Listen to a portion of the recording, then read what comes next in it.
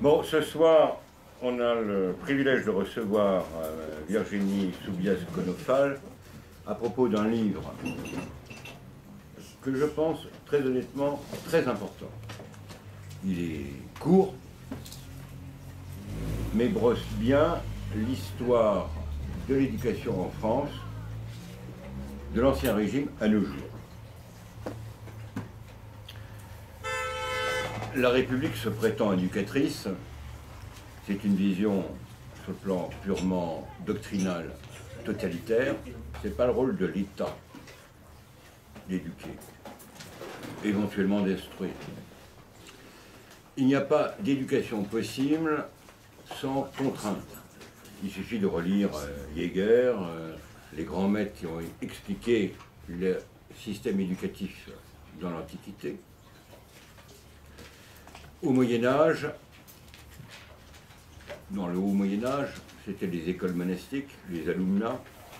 Saint-Benoît, dans sa règle, évoque les jeunes qui étaient confiés par leurs parents au cloître pour être formés, éduqués, pas forcément pour devenir moines.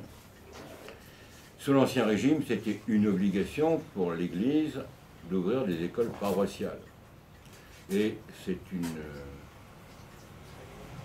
un mensonge de croire que l'éducation gratuite, obligatoire, c'est l'invention bienfaisante de la République grâce à Thierry Jules et à ses compagnons de certains cercles obscurs. Pour comprendre les problèmes d'aujourd'hui, je parle de l'éducation moderne. Je pense que vous allez revenir, sans doute, à l'Ancien Régime et aux différentes théories, et je pense qu'en une heure, vous n'aurez pas le temps d'évoquer que ce soit l'éducation monastique, les théories des jésuites, de Saint-Pierre Fourier, Jean-Baptiste de La Salle, et il y en a bien d'autres, qui chacun mettait l'accent sur un aspect.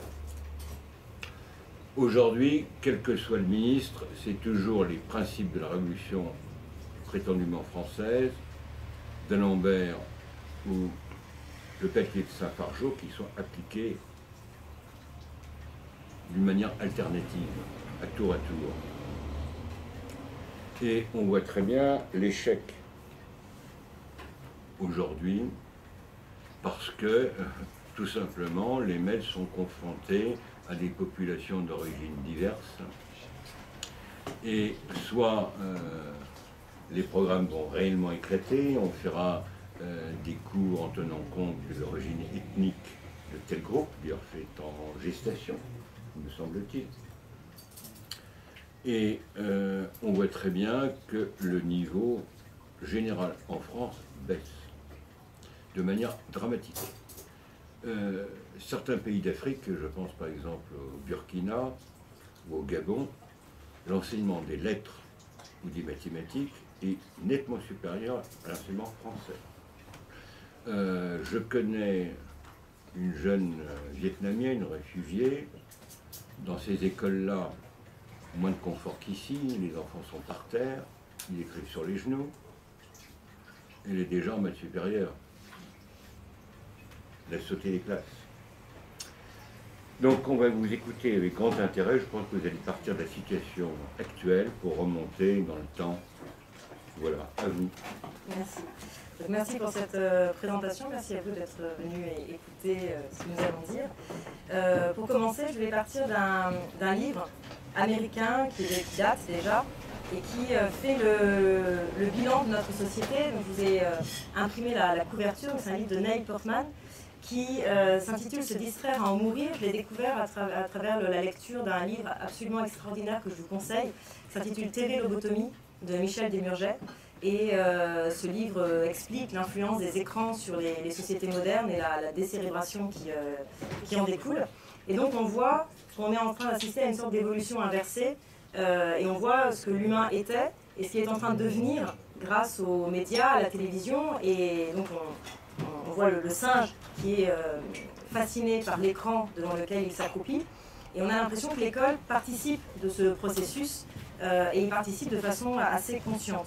Alors, je ne sais pas si vous suivez un petit peu ce qui se passe à l'étranger, parce qu'on oppose beaucoup le modèle français au modèle finlandais, et on nous dit que la Finlande est notre avenir, et que si on voulait restaurer l'école, il faudrait s'inspirer du modèle finlandais. Donc je ne sais pas si vous avez vu que depuis 1 an et demi, la Finlande vient de retirer l'écriture manuscrite des acquisitions obligatoires des élèves, donc de ce que l'école devait enseigner aux élèves. Donc il y a ce mouvement très porté sur les nouvelles technologies, sur l'invasion des écrans et des claviers, qui fait qu'en Finlande, les élèves, l'écriture cursive, donc l'écriture manuscrite ne sera plus enseignée à l'école, malgré tous les travaux des neuroscientifiques qui nous expliquent à quel point cette écriture est fondamentale dans la fabrication, dans la construction du cerveau. Et ça va dans le sens de ce qui se passe aux États-Unis, puisque aux États-Unis, depuis maintenant un certain nombre d'années, c'est la 4e année, 45 des 52 États américains ont supprimé l'écriture cursive des enseignements, des acquisitions obligatoires en fin de scolarité. Donc on voit qu'il y a vraiment un processus, qui est un mouvement mondial, en tout cas dans les pays développés, et qui remet en cause les fondements même. On a l'impression que l'école a pour objectif d'apprendre à lire, à écrire, à compter. La définition même de ce qu'est écrire va être modifiée, puisqu'aujourd'hui écrire, c'est être capable de taper un texte sur son clavier. Et beaucoup de commentateurs, beaucoup de pédagogues nous disent que finalement ça entérine simplement un mouvement global, que dans la population globale les gens n'écrivent plus, que la plupart des actes, même notariés, sont signés en ligne, et que de façon électronique, et que les gens n'ont même plus besoin d'apprendre à signer leur nom. Ce qui était la base des tests d'alphabétisation. On savait déjà, on se fondait sur la capacité à signer au moins un document, à écrire son nom, pour savoir si les gens avaient une maîtrise de l'écriture. Aujourd'hui, effectivement, les gens ne signent même plus. Donc on a ce mouvement qui est un mouvement général. Alors vous avez sûrement été sensible aux résultats de la France, aux différentes enquêtes. Donc le ministère communique au sujet de ces enquêtes. Donc il y a 2 grandes enquêtes internationales qui évaluent le niveau des élèves. C'est l'enquête PISA, qui porte sur plusieurs disciplines scientifiques et disciplines littéraires, et puis l'enquête PIRLS, qui est plus centrée sur l'acquisition de la lecture. Vous avez vu que la France s'effondre dans tous ces classements. Alors on peut se rassurer parce qu'on nous dit que à la dernière enquête PIRLS, la dernière enquête PISA, donc elle date de 2015, et la dernière enquête PIRLS date de 2016. Pour PISA, la France était 27e. Sur la totalité des pays testés, donc il y a tous les pays de l'OCDE et puis un certain nombre d'autres pays qui participent à l'enquête. Mais on est quand même très très mauvais. Et pour l'enquête PIRLS, on est 34e sur 50. Donc on commence à s'approcher assez dangereusement du fond. Et alors on peut se rassurer parce que derrière nous, on a plein de pays d'avenir. On a Trinité et Tobago. Je n'ai toujours pas cherché pour savoir exactement où c'était. Là, on a la Lituanie, la Hongrie, la Bulgarie, l'Uruguay, la Roumanie, le Costa Rica. Donc ça rassure tout le monde d'avoir encore ces pays-là. Ça rassure tout le monde d'avoir encore ces pays-là derrière nous. Alors que devant nous, évidemment, nous avons tous les autres, le Royaume-Uni, l'Australie, la Corée, le Japon, Singapour, etc. Alors la question que tout le monde se pose, c'est de savoir comment on en est arrivé là. Parce que beaucoup de gens ont une vision un peu fantasmée de ce qu'était l'école. Alors pourquoi j'ai écrit ce livre? Parce que je forme des étudiants, de futurs instituteurs, dans le cadre de la Fondation pour l'école, donc à l'Institut libre de formation des maîtres, à l'ILFM. Et j'ai de grands amphithéâtres, donc on a 90 étudiants qui viennent se former tous les ans. Et donc en corrigeant les copies, je voyais toujours dans l'esprit de mes étudiants une comparaison, je retrouvais toujours une comparaison entre l'école d'aujourd'hui, qui était la pire des choses possibles, et l'école d'avant. Alors moi je suis antiquisante, j'ai un doctorat de latin, donc l'école d'avant ça pouvait remonter à loin, donc je leur demandais de préciser un petit peu quand ils dataient approximativement ce avant. Et je me rendais compte qu'en fait dans leur esprit l'école d'avant qui tournait bien c'était l'école de Marcel Pagnol, c'était l'école de la Troisième République, l'école de la fin du 19e, de l'entre-deux-guerres, et que là tout était parfait. Les maîtres étaient bien formés, les élèves travaillaient, le certificat d'études était le nec plus ultra de ce qu'on pouvait demander à des élèves, etc. Donc j'ai commencé à réfléchir là-dessus et je me suis dit mais finalement il faut que je leur fasse comprendre que les lois de Jules Ferry qui prétendument instaurent l'obligation scolaire, la gratuité, le côté public de l'enseignement et la laïcité sont une sorte d'imposture parce que sur ces 4 termes, il y en a 3 qui sont effectivement importants. la dimension publique, l'obligation scolaire et la gratuité. Et ces trois-là sont en place déjà en France avant les lois de Jules Ferry. Et quand on nous dit, et donc ce qu'apporte la loi de Jules Ferry, en réalité c'est juste la laïcité.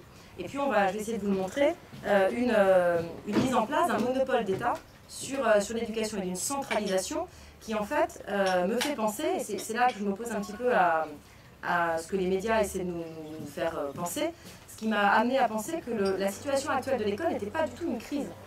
Contrairement à ce que la plupart des gens pensent, l'école n'est pas en crise. L'école va très bien, dans le sens où on assiste à un parachèvement de ce qui est le programme de l'éducation nationale depuis plusieurs décennies, en fait depuis presque un siècle et demi.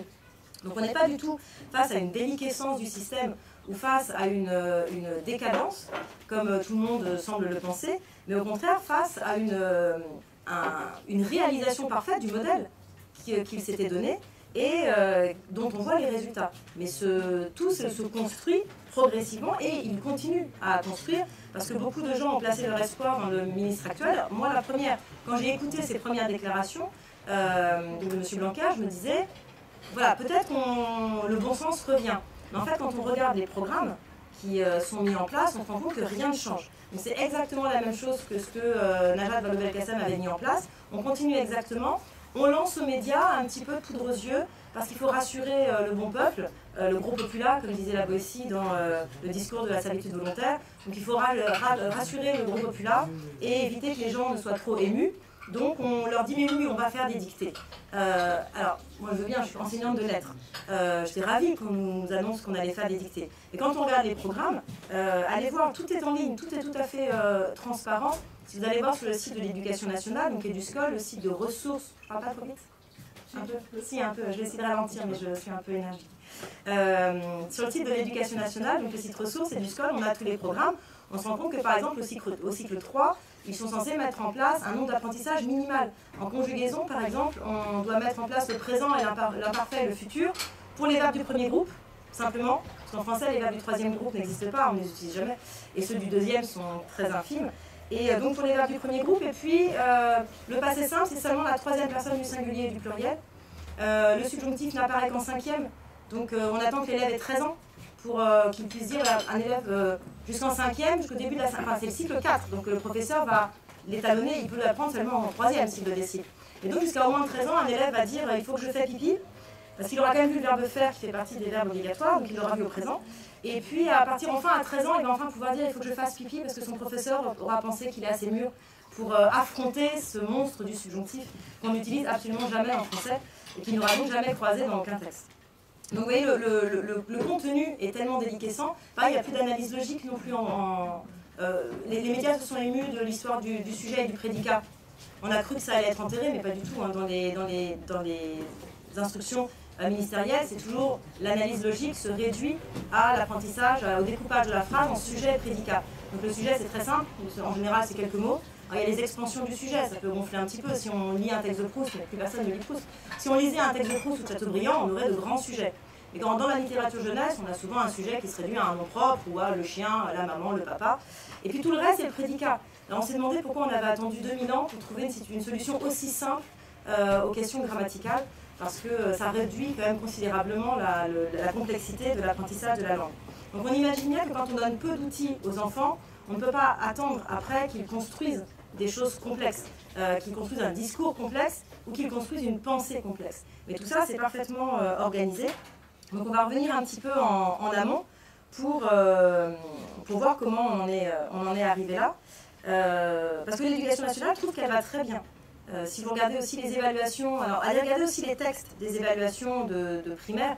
Donc, les évaluations sont faites en CE2 et en CM2 pour voir le niveau des élèves de primaire. On leur donne des textes à comprendre. Alors les textes, c'est très, très exigeant. C'est le train arriva en gare à 17h32, les passagers en descendirent. Première question, à quelle heure arrive le train? Donc, et on considère que s'ils répondent à la question, ils savent lire.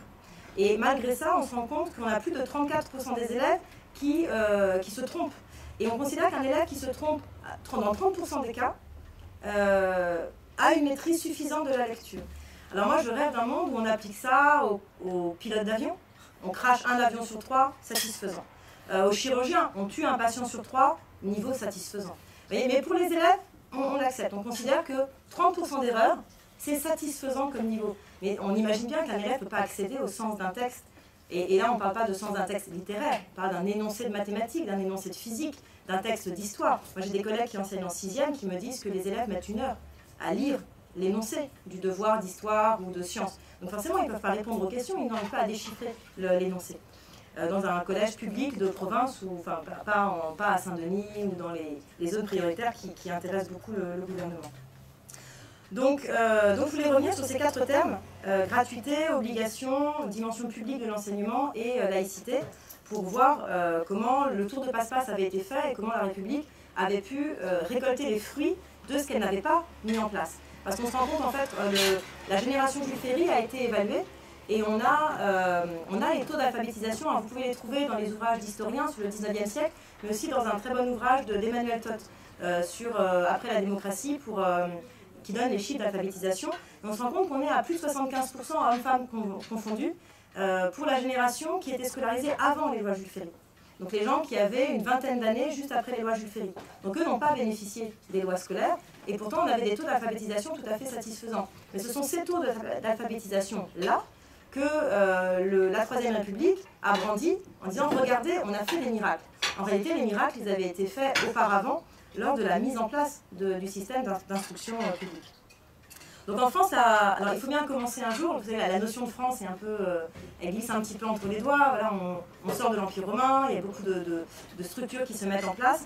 Et quand on regarde ce que l'Église met en place, on se rend compte que dès le 6e siècle après Jésus-Christ, dès le concile de Vaison en 529, l'Église impose aux prêtres de paroisse d'ouvrir des écoles pour les enfants dans chaque paroisse. Et on se rend compte qu'en cette époque médiévale, on considère qu'il faut ouvrir une école lorsqu'il y a 5 maisons. On considère que 5 maisons sont susceptibles de générer un nombre d'enfants suffisant pour qu'une école se justifie, pour que l'enseignement soit dispensé par les prêtres. Donc la première notion d'obligation scolaire en France, c'est une obligation de l'offre. C'est l'Église qui impose à ses prêtres d'instruire les enfants pauvres et les instruire gratuitement. Donc les prêtres doivent recevoir chez eux, il n'y a pas de locaux scolaires, les prêtres doivent recevoir chez eux les enfants et pour leur dispenser un enseignement. Et donc on va appliquer un système de gratuité qui est le système ecclésial de gratuité, le système de gratuité qu'on pourrait appeler juste et pas égalitaire. C'est-à-dire que ceux qui peuvent payer paient et ceux que le curé considère comme pauvres ne paient pas. Donc les riches paient pour les pauvres et de toute façon la plupart des enseignants sont bénévoles. Donc le système va se généraliser. On voit qu'au cours du Moyen-Âge, aujourd'hui on aimerait bien une école pour 5 enfants. Quand on voit la quantité d'écoles rurales qui sont fermées dans les villages et qu'on leur met un seuil délirant de 17 élèves par groupe pour pouvoir maintenir leur classe dans des petits villages de 500-800 habitants, on se rend compte que la situation s'est vraiment dégradée. Donc l'école au Moyen-Âge se confond avec les décisions de l'Église.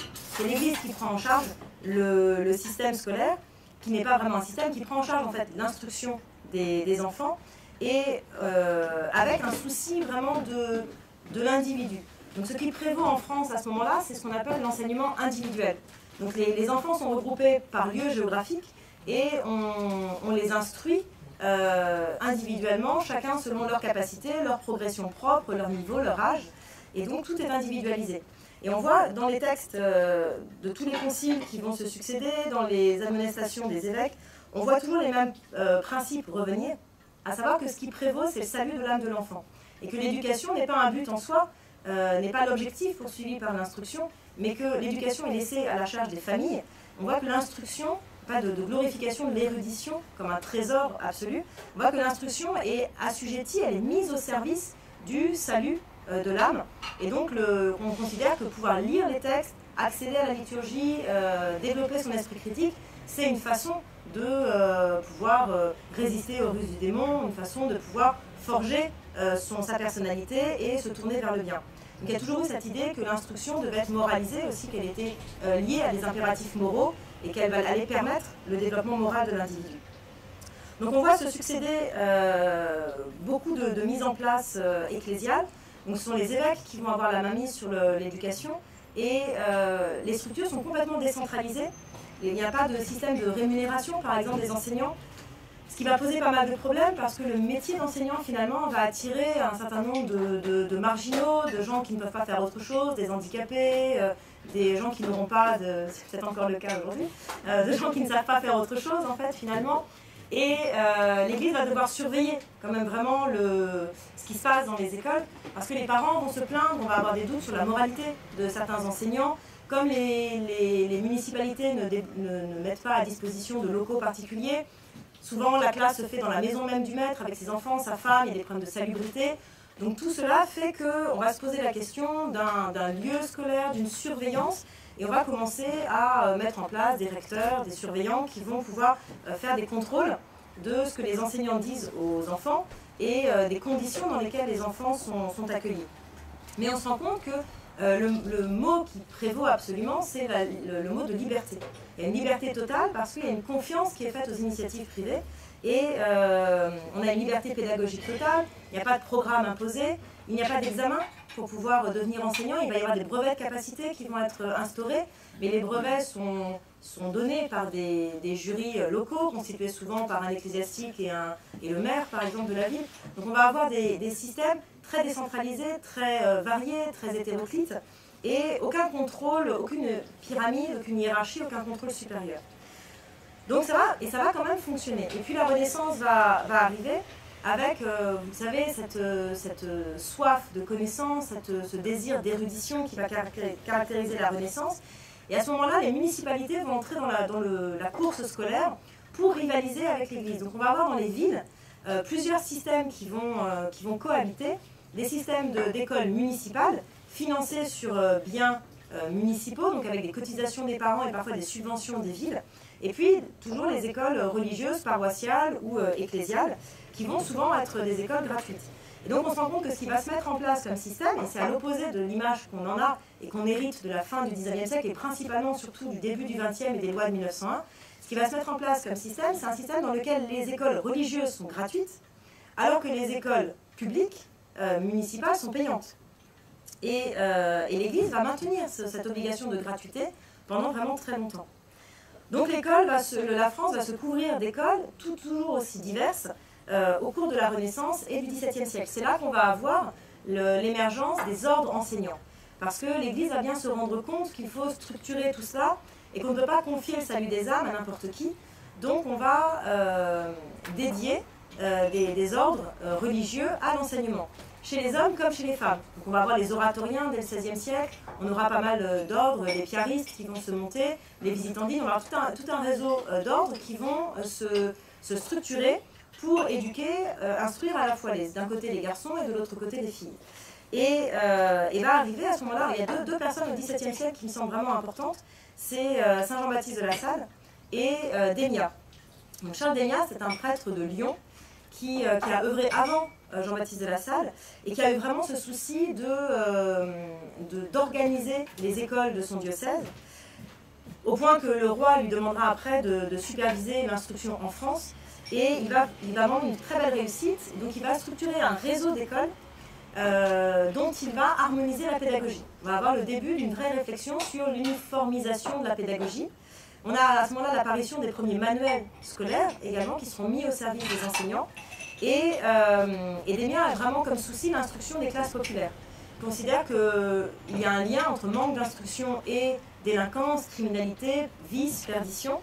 Donc il se dit qu'il faut vraiment aller éduquer, on aura la même chose avec Don Bosco au XIXe siècle en Italie. Il faut vraiment aller éduquer ces enfants du peuple, parce que sinon ils finissent dans les geôles d'État, ils finissent bandits de grand chemin, ils finissent dans les réseaux de prostitution, etc. Donc il faut faire quelque chose pour moraliser les carrefours, et c'était en partie aussi l'objectif de l'école. Et moraliser les rues, moraliser les carrefours, empêcher que ces hordes de jeunes sans encadrement ne fassent n'importe quoi dans la société. Donc Démia va faire une belle œuvre et il va aussi avoir l'idée que finalement il n'y a aucune raison pour que l'enseignement soit limité à l'enfance. Et donc il va proposer aussi des cours du soir pour les adultes. Il va mettre en place tout un système de formation continue de l'individu. Donc ça, ce sont des idées qui seront reprises par la Révolution, mais qu'on trouve déjà au XVIIe siècle. Et puis l'autre grande innovation du XVIIe, c'est les frères des écoles chrétiennes avec Saint Jean-Baptiste de La Salle, qui va apporter une grande nouveauté, qui est ce qu'on appelle l'enseignement simultané. L'enseignement simultané, c'est le modèle normatif d'enseignement aujourd'hui.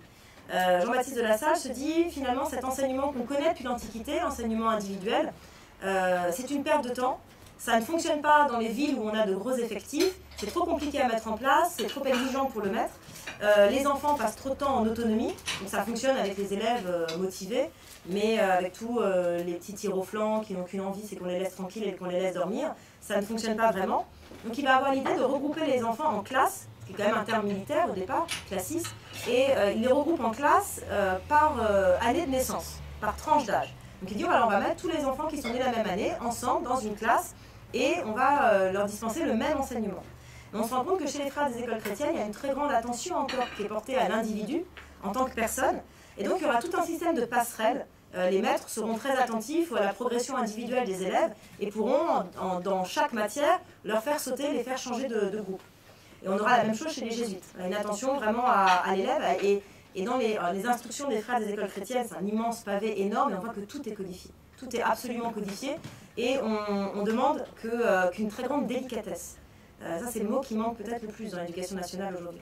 Qu'une très grande délicatesse soit apportée à la gestion de la scolarité de chaque enfant et qu'on soit vraiment attentif à ne pas le blesser, à comprendre sa personnalité.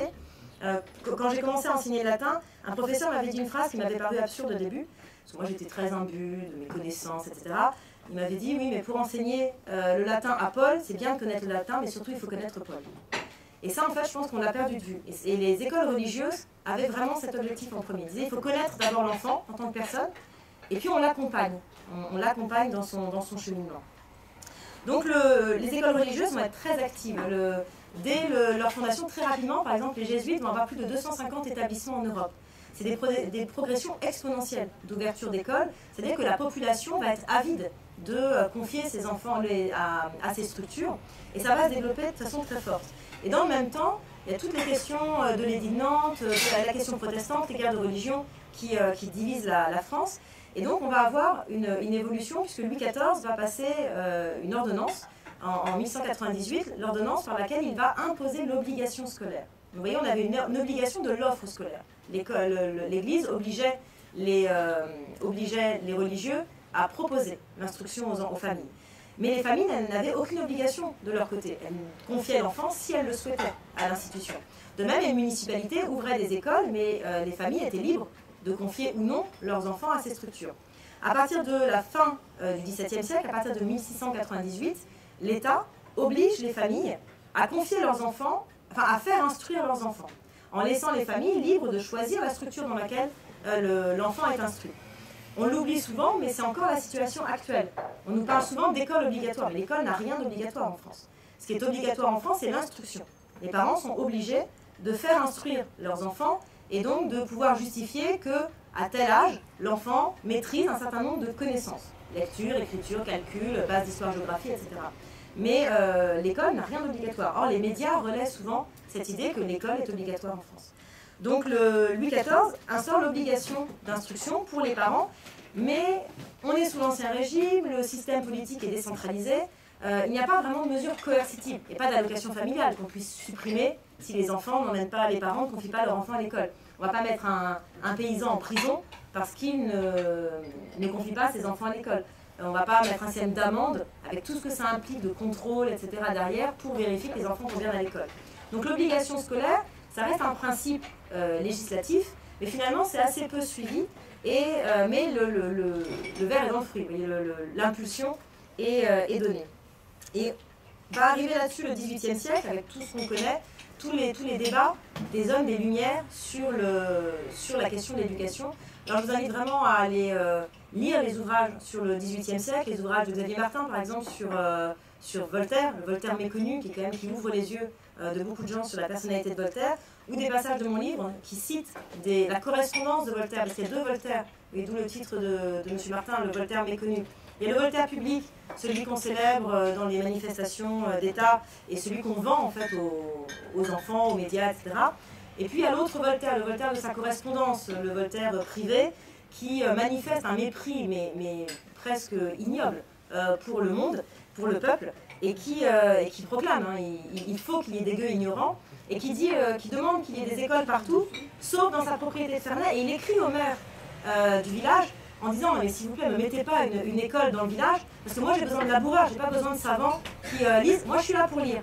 Donc ça suffit amplement, ce dont j'ai besoin, c'est de gens qui fassent le travail dans les champs. Donc l'école dans la ville d'à côté, ce sera très bien, mais pas dans le village. Donc ça, c'est assez fascinant de voir cette dichotomie chez les hommes des Lumières. On va retrouver la même chose chez d'Alembert quand il écrit. Donc on a une correspondance savoureuse entre Voltaire et Damy Laville, par exemple, sur la question de l'instruction, où ils disent, mais finalement, en Europe, on a besoin de quoi? D'un petit pourcentage d'hommes éclairés. Ce qu'ils appellent les hommes, en fait, dans leur langage, c'est le petit groupe de philosophes des Lumières qui vont largement suffire à guider le troupeau. Mais le troupeau, quant à lui, n'a pas besoin du tout d'être éduqué. Il a juste besoin d'avoir une instruction fonctionnelle. Et dans on va retrouver ça dans les discussions, les débats qui auront lieu à l'Assemblée lors de la Révolution. Débats qui vont opposer plusieurs camps, des camps très généralistes, avec de grands utopistes comme Condorcet, dont les textes sont vraiment intéressants. Donc, il a écrit 5 traités sur l'éducation. Il a proposé plusieurs projets de loi. Condorcet proposait vraiment une éducation tout au long de la vie. Et une éducation donnée à tout le monde. Il disait tout humain a le droit de faire de l'histoire, de la philosophie, a le droit de développer son potentiel, parce que le milieu social d'origine ne laisse pas présumer du potentiel de chaque individu. Donc il faut offrir une éducation extrêmement exigeante à tous, et puis progressivement on écrémera, et on verra ceux qui peuvent continuer à suivre, et on proposera autre chose aux autres. Donc ça, c'était une vision très utopiste, très ouverte, très exigeante de l'éducation. Et puis il y avait ce qu'on a appelé les utilitaristes, qui considéraient que l'État avait besoin d'un certain nombre de fonctions, et qu'il fallait apprendre aux gens le contenu dont ils avaient besoin pour la fonction à laquelle on les destinait. Et rien de plus. Qu'après, ça a créé des troubles sociaux, ils en savaient quelque chose au moment de la Révolution, ça a créé des troubles sociaux et que c'était néfaste pour le salut de l'État. Et en fait, ce qui va ressortir des débats, alors la Révolution n'a absolument aucun moyen pour mettre en place, il y aura beaucoup de débats, mais ils n'auront aucun moyen pour mettre en place pragmatiquement une politique scolaire. Alors pourquoi? Déjà parce qu'ils ont tué tout le monde. En fait, il faut se rendre compte que l'essentiel du personnel enseignant, c'était des religieux. Donc comme les premières mesures prises de façon effective, hors des débats, les premières mesures effectives de la religion, de la Révolution, étaient des mesures anticléricales, ils ont quand même éliminé physiquement une grande partie des prêtres, ils ont supprimé les congrégations, ils ont dissous la plupart des congrégations, ils ont dispersé les enseignants, donc ils n'avaient plus personne à mettre en face des élèves. Donc ils avaient beau débattre de grands sujets, l'idée de Condorcet c'est fabuleux, mais c'est absolument, ça dévore un personnel enseignant colossal, et ce personnel, humainement, ils ne l'ont pas. Et puis il y a le problème financier. Ils n'ont plus rien, la plupart des crédits partent pour la guerre, donc il n'y a de toute façon pas d'argent pour payer qui que ce soit, parce qu'ils ont l'idée de créer, c'est la première fois qu'on va avoir l'idée que les enseignants vont être des fonctionnaires d'État, vont être rattachés à l'État. Donc on va créer la notion d'instituteur, et ça va être un statut étatique. Mais qui dit rattachement à l'État dit financement d'État. Et là, de toute façon, il n'y a absolument pas d'argent pour financer quoi que ce soit.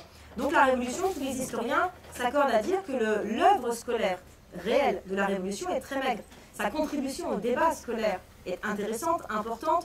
Donc on parlait tout à l'heure de l'EPT de Saint-Fargeau, il y a la Canale, donc il y a plein de penseurs qui vont écrire beaucoup. D'ailleurs, ils sont très prolixes, les hommes du XVIIIe siècle, ils écrivent énormément. Aujourd'hui, on a perdu ça de vue à l'heure des tweets et des messages avec 180 mots ou des messages courts ou des brefs sur Internet qu'on regarde et il faut que l'article ne dépasse pas la taille de notre écran.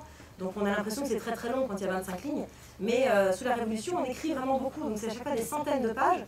Donc c'est très intéressant au niveau intellectuel, mais ça ne débouche sur rien dans la réalité. Et par contre, ça débouche sur une situation qui est absolument dramatique pour les enfants, parce qu'on se retrouve avec une génération entière qui n'est plus du tout formée et qui va errer dans les rues. Les parents sont souvent absents, ils ont été tués par la Révolution, aspirés par les luttes révolutionnaires. Et on a toute cette génération d'enfants pour lesquels il n'y a plus de structure, plus de congrégation, plus d'écoles religieuses, plus d'enseignants, et qui sont laissés vraiment à l'abandon.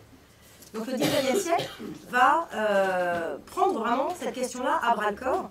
Napoléon va déjà le faire, donc il va créer toute une série de structures, il va réformer l'université, il va créer un certain nombre d'écoles, dont certaines écoles perdurent encore aujourd'hui, Polytechnique par exemple, qui va créer pas mal de structures, mais il ne va pas rester assez longtemps pour vraiment relancer les choses.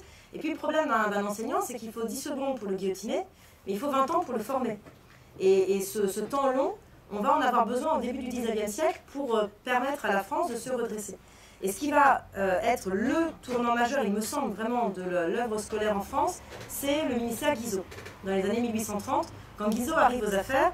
Donc on est sous la monarchie de Juillet, la France se reconstruit, beaucoup de chantiers sont en place. Et Guizot est un protestant, il avait perdu son père, sa mère l'avait élevé avec un idéal rousseauiste, il avait beaucoup réfléchi à la question de l'éducation, puis il se dit, voilà, là il faut faire quelque chose, on va lancer un grand chantier. Et il va entièrement réformer le système et mettre en place une école publique qui va vraiment pouvoir prendre le terme de public. Donc vous voyez, on a déjà l'école obligatoire, on va avoir l'école gratuite et on va avoir l'école publique avec Guizot. Et le génie de Guizot, ça va être de former des enseignants.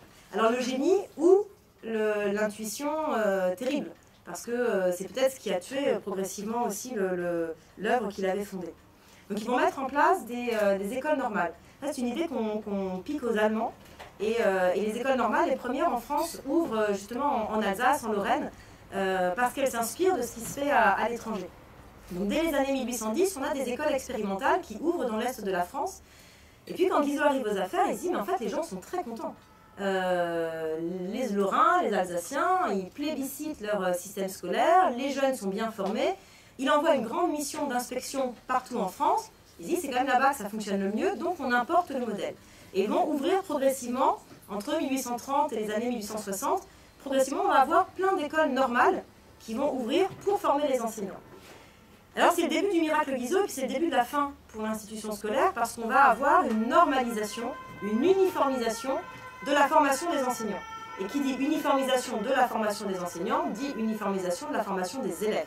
Donc on va avoir des matières obligatoires qui vont être enseignées, on va avoir l'apparition des fameux programmes, édictés de façon pyramidale par une tête, par l'État. Et alors, les débats vont être très vigoureux au XIXe siècle quant à cette notion de programme, d'enseignement obligatoire. Et puis on va former des professeurs. Mais bon, il faut du temps. Alors quelle autre solution avait-on trouvé? Et c'est une solution qu'on voit revenir. Moi, on avait essayé de me la vendre quand parce que je suis encore de la génération, j'ai 40 ans, donc j'ai eu la grecque à 22 ans, et j'ai eu la chance de fréquenter les IUFM, qui avaient assez mauvaise presse. Alors c'était totalement mérité, je pense que on ne se rendait pas compte réellement de ce qui s'y passait vraiment. Donc c'était assez terrifiant. Dans les IUFM, on avait essayé de nous expliquer que finalement on pourrait très bien se passer de professeur. Et que ça tournerait très bien si on avait un professeur titulaire par niveau. Alors vous voyez par exemple dans le lycée public de la ville dans laquelle j'habite, qui est une ville de 15 000 habitants seulement, il y a 10 classes de seconde. Donc c'est quand même beaucoup d'élèves. Là il suffirait d'un professeur qui montrait le programme pour toute l'année et qui mettrait en place ferait tous les cours magistraux. Et puis il pourrait y avoir des moniteurs.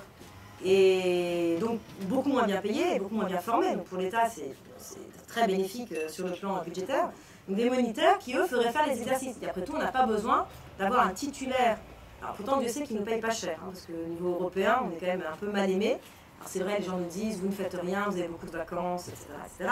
Alors qu'ils y viennent, on attend, parce qu'on ne trouve pas d'enseignants. Donc si on a un métier qui est vraiment une sinécure, si on avait un métier qui était vraiment une sinécure, il y aurait la queue sur 500 mètres à l'entrée des rectorats pour que les gens se fassent recruter. Or, il n'y a personne. Personne ne veut venir à notre place. Donc, c'est que financièrement, au niveau du temps, notre métier n'est pas si confortable qu'on essaie de nous le dire. Donc, on voulait avoir des moniteurs beaucoup moins bien payés pour instruire les enfants. Mais ça, c'est une idée qu'on reprend au XIXe siècle. Et ça n'avait pas trop mal marché. Parce que entre la Révolution et la formation des enseignants par Guizot, ce qui est très à la mode en France, dans les années 1820-1830, c'est ce qu'on appelle l'enseignement mutuel. C'est le troisième mode d'enseignement. On avait vu l'enseignement individuel, l'enseignement simultané, qui s'est normalisé après, et c'est Guizot qui va l'imposer, qui va dire, ce que font les frères des écoles chrétiennes, en fait, ça marche, c'est bien. Donc on l'impose dans les écoles normales comme mode d'enseignement. Et donc il y a un troisième mode, c'est l'enseignement mutuel. Et c'était très à la mode, et ça, on l'a repris aux Anglais. C'est le monitoring system, qu'on ne reprend pas aux Allemands, mais aux Anglais, qui est un système pyramidal dans lequel il y a un seul maître pour toute l'école, maître qui dispense les enseignements aux élèves les plus doués, qui eux-mêmes forment de petits groupes dans lesquels un élève doué va former les plus jeunes. Donc un système pyramidal, c'est le principe du scoutisme en fait, de l'enseignement des jeunes par les jeunes, et ça ne marchait pas si mal. Et on avait à Paris des écoles qui quand même pouvaient regrouper 2000 élèves avec un seul enseignant. Vous imaginez le rêve. pour le ministère de l'Éducation nationale aujourd'hui. Parce que le budget de l'Éducation nationale, je ne sais pas si les gens se rendent compte, mais c'est colossal. C'est quasiment 50%, ça absorbe 50% des impôts directs et indirects que vous payez. Parce qu'en fait, l'État ment pas mal sur le budget, mais ça aussi c'est très transparent. Il suffit d'aller sur le site de l'Éducation nationale et le site de l'INSEE pour voir que dans les médias, ils vous vendent un budget d'éducation nationale autour de 50 milliards d'euros. On vous dit 6,8% du PIB, 53 milliards, je crois qu'on est pour l'année dernière, 53 milliards d'euros. Mais si vous regardez sur le site de l'INSEE, en réalité, il faut compter ce qu'on appelle les dépenses globales d'éducation. Parce que dans le site de l'éducation, dans le budget que le ministre évoque dans les médias, il parle de l'éducation nationale. Sauf qu'on oublie qu'il y a le ministère de l'Enseignement et de la Recherche, qui est à part, et ça reste de l'éducation. Et puis il y a toute la décentralisation qui a été faite des collèges, des écoles primaires. Les écoles primaires, leur budget de fonctionnement, c'est un budget d'éducation. Ça passe sur les municipalités. Les collèges, ça passe sur les départements. Il y a les budgets de bus qui sont hautement subventionnés, les cantines, le chauffage, les fournitures, les locaux, etc. Tout ça, c'est pas entré dans le budget de l'éducation nationale. Parce que les locaux pour les lycées, c'est le conseil régional. Les locaux pour le collège, c'est le département. Et tout ça, ça sort du budget. En réalité, le budget 2015 de dépenses globales d'éducation, c'est 183 milliards d'euros. C'est 3 fois plus de 3 fois plus que ce qu'on nous donne. Non, c'est 143 milliards d'euros. Et ça absorbe quasiment l'intégralité de la TVA, qui est à 186 milliards pour la même année. Donc c'est vrai que, imaginez que tout ce que vous payez en TVA pour le pays, ça part exclusivement à l'éducation, pour un résultat qui n'est quand même pas particulièrement enthousiasmant.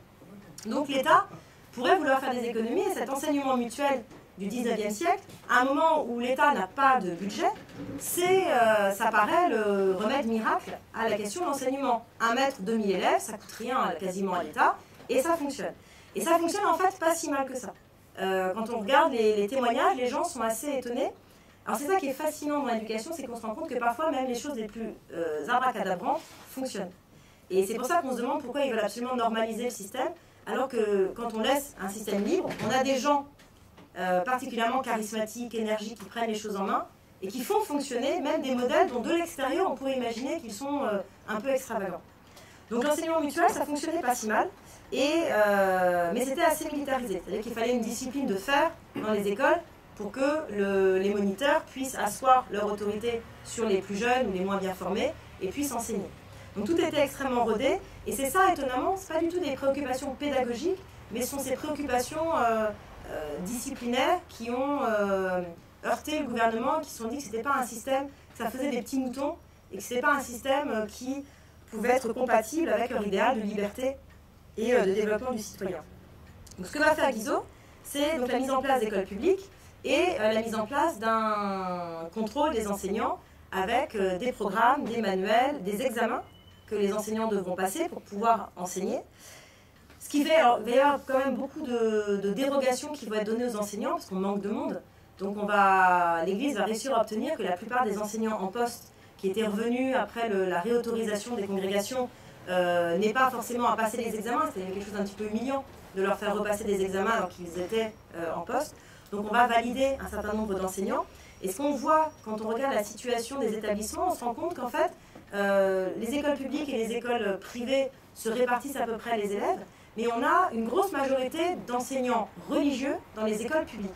Donc il faut bien se rendre compte qu'au XIXe siècle, dans l'opposition entre public et privé, il n'y a pas de question religieuse. Il n'y a pas d'école privée catholique et d'école publique qui serait laïque. La question ne se pose pas du tout. Les enseignants sont religieux dans les deux cas. Il y a des laïcs dans les écoles religieuses, des religieux dans les écoles publiques, et majoritairement on se rend compte qu'il y a quand même énormément de religieux qui enseignent. La distinction entre école publique et école privée tient juste à la question du financement. École privée et une école financée en grande partie par l'Église ou par les cotisations des parents, école publique, école financée par l'État et donc par les impôts. Mais la question religieuse subsume en fait tout ça et ne justifie pas la séparation entre les deux. Ces questions, elles vont être vraiment très débattues au XIXe siècle, et on se rend compte que la question centrale du XIXe siècle, c'est la question de la liberté scolaire. Liberté laissée aux écoles de choisir leur programme, de choisir leurs maîtres, de choisir leurs élèves, liberté laissée aux parents de choisir leur école. Et ça va être une question centrale, et puis il y a la question de cette fameuse obligation scolaire qui va revenir en jeu. Et très étonnamment, les gens qui sont opposés à l'obligation scolaire, c'est les gens qu'on qualifierait aujourd'hui d'extrême gauche. donc c'est la Ligue de l'enseignement par exemple, soutenue par la franc-maçonnerie, eux sont opposés à l'obligation scolaire. Parce que justement l'école, dans les faits, même si elle est officiellement publique, même si tout se partage, même si l'État s'est investi, dans les faits, l'école, l'enseignement est dispensé majoritairement par des religieux. Donc tout le mouvement laïque, dont Jules Ferry fera partie, et dont Ferdinand Buisson, qui sera un grand inspirateur de l'école du début du XXe siècle, sera aussi un membre, il est membre de la Ligue de l'enseignement, qui donc est soutenue de façon ouverte par les loges maçonniques, qui signent les pétitions. Les gens de la Ligue sont contre l'obligation scolaire. Parce qu'ils disent, mais attendez, si on oblige les parents à mettre les enfants à l'école, ça veut dire qu'on jette les enfants dans les bras de l'Église et de tout son message, etc., ce dont ils ne veulent pas. Donc c'est très étonnant parce que, vous voyez, on a l'impression que ces gens seraient... leur opposition à l'obligation scolaire n'est pas liée finalement à des questions pédagogiques, mais à des questions idéologiques et religieuses. Donc vous voyez, tout ça se met en place, et c'est le travail de Guizot qui permet d'arriver à la fin du XIXe siècle à des taux d'alphabétisation parfaitement satisfaisants. Et Ferry va arriver là-dessus. Et on se rend compte qu'en fait, les seuls points qui font vraiment débat dans les lois Jules Ferry, ce sont les points liés à la laïcité. Et on se rend compte que la laïcité, quand elle est affirmée dans les lois de Jules Ferry, c'est une laïcité de combat, c'est-à-dire c'est une laïcité d'opposition contre la mainmise de l'Église sur l'éducation, mainmise qui fonctionne très bien, qui a donné des générations entières de gens parfaitement formés et formés aussi avec un vrai esprit critique. Parce que justement, l'œuvre ecclésiale étant fragmentaire, morcelée, très libre, on avait des établissements qui avaient des identités extrêmement différentes, des méthodes pédagogiques extrêmement différentes, un rapport aux élèves, un rapport à la discipline, un rapport à l'autorité extrêmement varié. Donc il y avait une mosaïque de possibilités scolaires dans les formations qui faisait un peuple très riche. Alors que ce que veut Jules Ferry et ce que veut la Troisième République, c'est arrêter les luttes du XIXe siècle et utiliser l'école comme moyen politique. Donc Louis XIV y avait pensé. C'était l'objectif de l'obligation scolaire. Se dire, finalement, il faut faire une communauté nationale. On peut utiliser la communauté nationale, ça se fait à partir de l'enfance. On peut utiliser l'enseignement pour ça. Mais il n'avait pas finalisé. La Révolution y avait pensé. Et c'était vraiment, on le trouve dans les textes, cette idée que l'école est là pour former des citoyens. Donc une communauté politique, qui vont avoir un seul cœur, une seule âme, etc. Mais elle ne réussira pas à le réaliser réellement. Guizot est beaucoup plus modéré par rapport à ça, et beaucoup plus prudent. Mais en fait, le jouet qu'il a mis en place va lui échapper.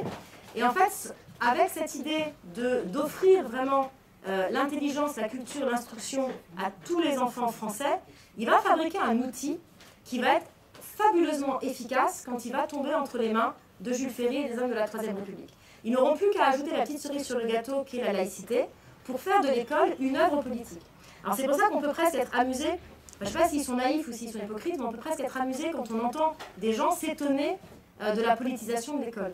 Parce que c'était très net, c'était moins net avant, mais on peut vraiment remercier, je pense que le premier, on pourrait lui monter une stèle, c'est Vincent Peillon. C'est une bénédiction, je pense que le Seigneur a envoyé Vincent Peillon pour éclairer les gens. Parce qu'il a dit ouvertement ce qui se faisait dans l'éducation nationale depuis 60 ans, mais que les gens ne voulaient pas croire. Nous, quand on en parlait, on disait non mais bon, voilà, vous voyez le mal partout, le complotisme, le machin, etc. C'est pas vrai.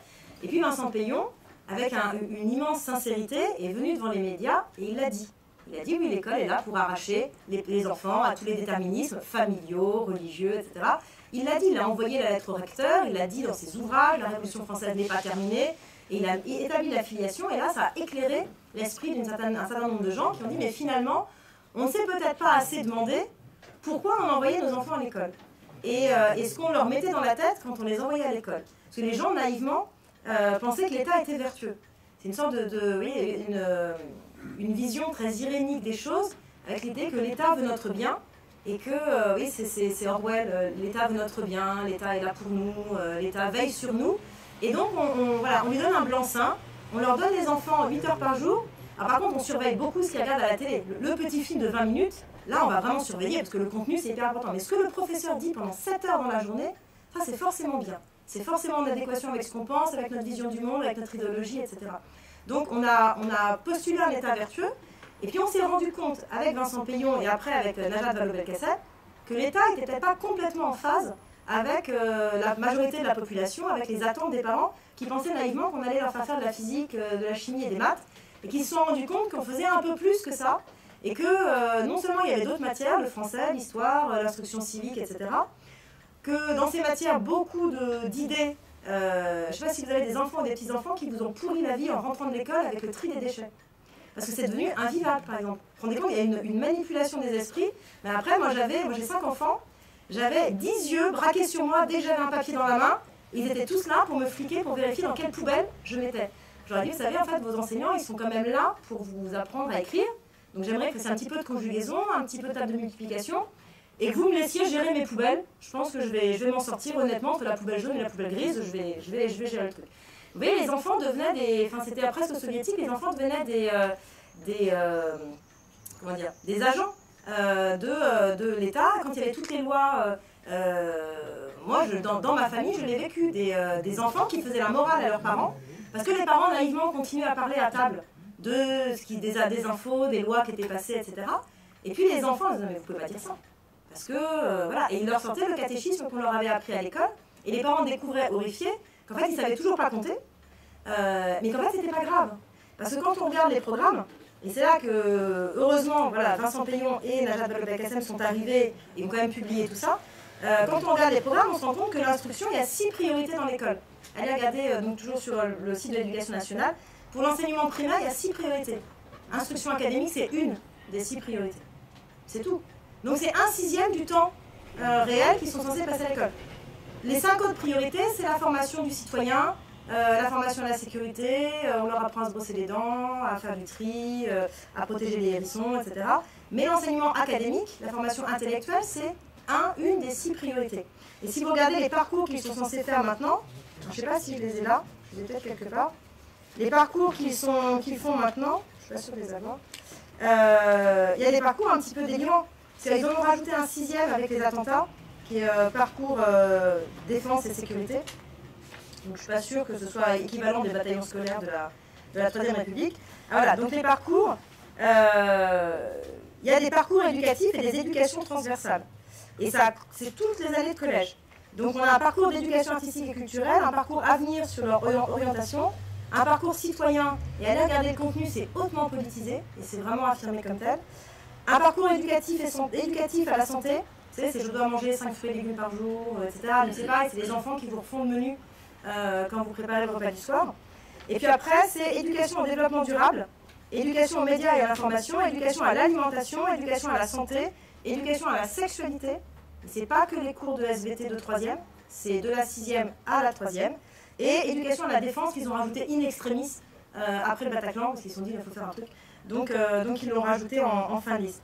Mais allez regarder le contenu de ces parcours et vous voyez que finalement les contenus académiques, ils sont très légers dans les programmes. Il y a plein de choses dans les programmes.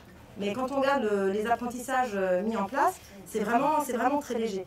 Et ça, c'est la continuation logique de tout ce qui est mis en place par les lois Ferry, avec cette idée que l'école n'est pas au service de l'enfant en tant qu'individu.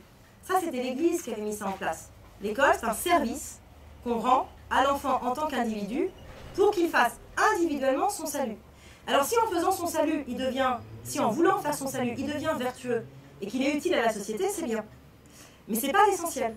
Alors qu'aujourd'hui, et ça c'est l'héritage de la Révolution, c'est ça qui a prédominé à partir des lois Jules Ferry, aujourd'hui l'école a pour objectif de former un citoyen. Peu importe sa personnalité, peu importe son parcours individuel, on forme un citoyen et ce citoyen, il va être là pour être au service de la société. Et l'objectif, c'est un objectif anthropologique, un objectif politique de formation d'une communauté homogène. Et donc, il faut bien se rendre compte des enjeux idéologiques qu'il y a derrière. Donc, il faut réfléchir, quand on met ses enfants à l'école, au projet réel de l'établissement, au projet des gens à qui on confie l'enfant, parce que l'éducation, c'est vraiment une relation interpersonnelle avec l'enfant. Et on le modèle beaucoup plus que les parents le pensent souvent. Et donc, il ne faut pas faire confiance au système dont on a conscience aujourd'hui qu'il n'est plus performant pour les objectifs qu'on lui donne, alors qu'il est extrêmement performant quant aux objectifs qu'il se donne, qui sont en réalité des objectifs politiques et sociaux. Donc voilà, je pense que j'ai fait à peu près le tour de ce que je voulais vous dire, et que si je veux vous laisser me poser des questions, peut-être que j'arrête mon flow, ma logorée, et que je vous écoute.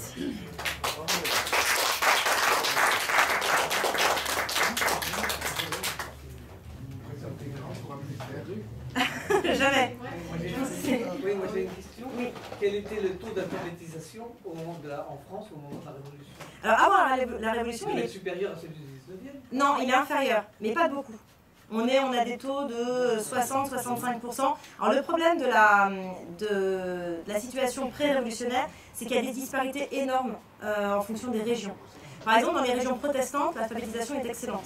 Parce que les protestants ont misé sur l'enseignement, d'abord parce qu'ils ont le culte du livre. Donc il fallait que les jeunes puissent apprendre. Les protestants apprenaient par cœur l'intégralité de la Bible, donc il fallait qu'ils aient accès au texte.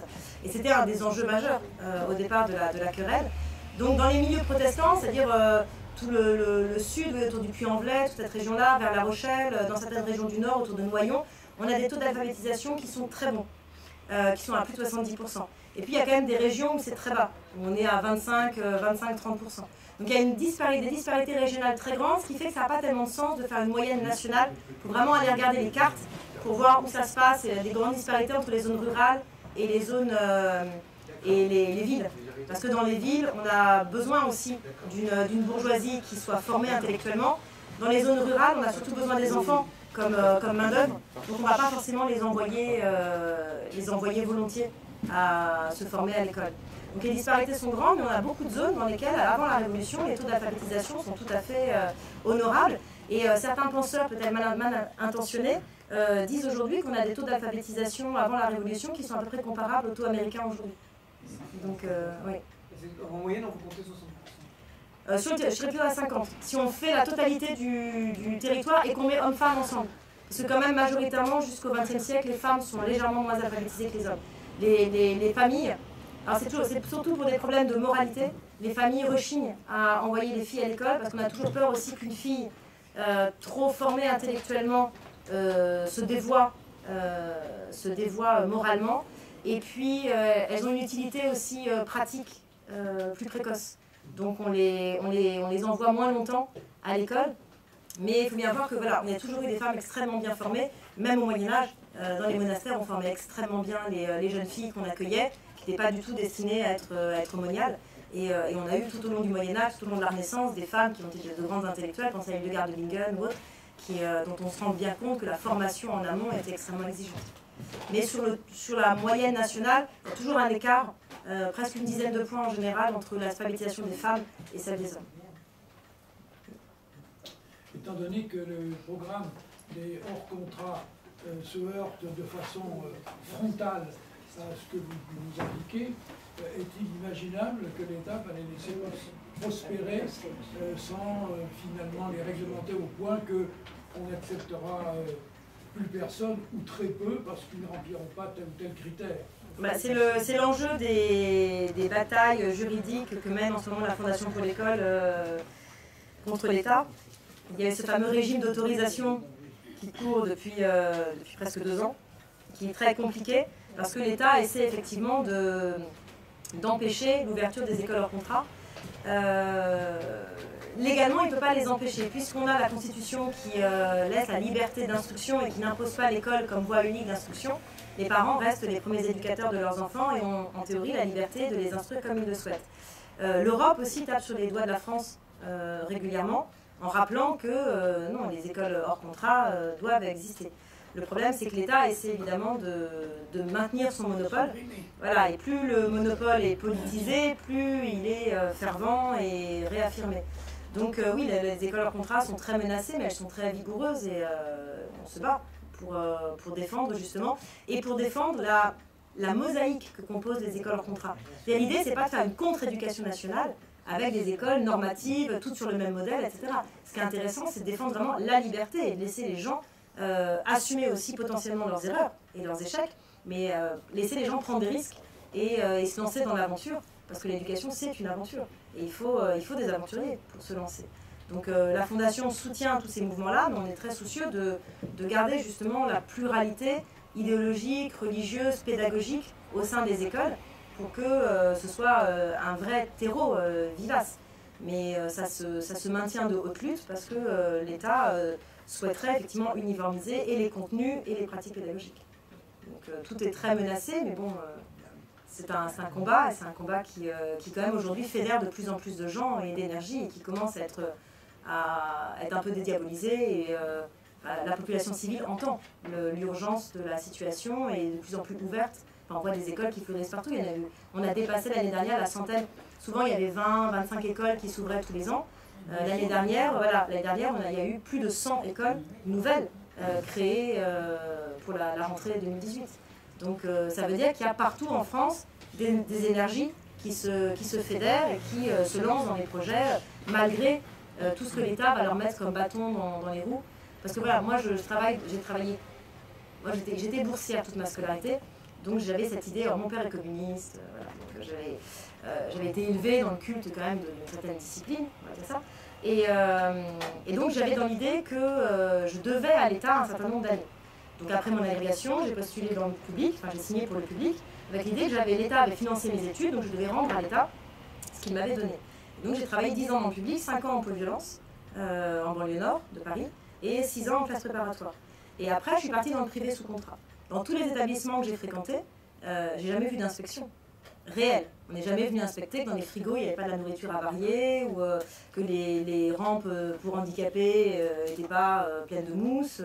Il y a des inspections régulières, mais enfin ça se fait en toute courtoisie. Voilà, c'est des inspections de contrôle simplement qui partent sur un principe de confiance. Dans les établissements hors contrat, quand ils arrivent, les inspecteurs, ils arrivent à 15, à 16 parfois. C'était arrivé au PEC, ils arrivent pendant 3 jours, et là ils passent tout. Enfin, ils ouvrent les tiroirs, les machins, les compteurs, ils regardent les fusibles, ils regardent tout. Donc on voit bien que la pression est quand même très, très lourde et que les gens qui se lancent dans l'aventure doivent avoir les épaules assez solides pour affronter tous les bâtons, pour sauter par-dessus tous les obstacles qu'on va mettre sur leur chemin. Mais ça se fait. Mais c'est pas idéal non plus, vous voyez, c'est pas parce qu'une école est hors contrat, c'est pas parce qu'une école est sous contrat ou qu'elle est publique que c'est le diable et que tout est mauvais dedans, et c'est pas parce qu'une école est hors contrat que c'est une oasis de sainteté. Il faut imaginer que ce que je disais, l'éducation c'est avant tout des hommes, et c'est ce qu'on oublie. Donc dans toutes les structures, il y a des gens fabuleux qui font un travail incroyable, et des brebis galeuses qui font du mauvais travail avec les enfants.